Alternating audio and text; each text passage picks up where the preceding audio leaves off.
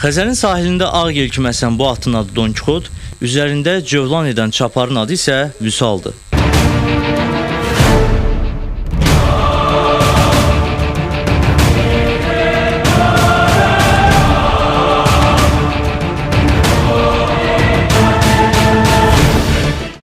Onun digər çaparlardan fərqi ondadır ki, atın üzərində xüsusi bacarıq tələb edən akrobatik hərəkətlər həyata keçirir.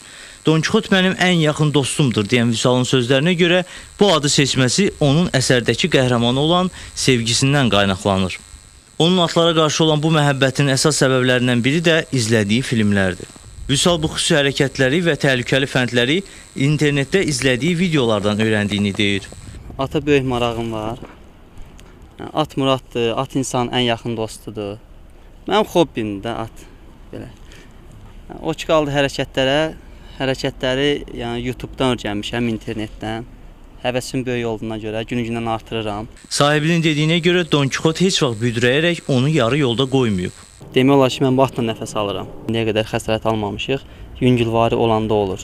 Çaparın dediyinə görə bu fəndləri qeyri-peşəkarların və azyaşlıların təkrar etməsi tövsiyə olunmur. Onun bildirdiyinə görə at sürmə təcrübəsi olmayanların bu fəndləri təkrarlaması xoşagəlməz sonluqla nəticələnə bilər.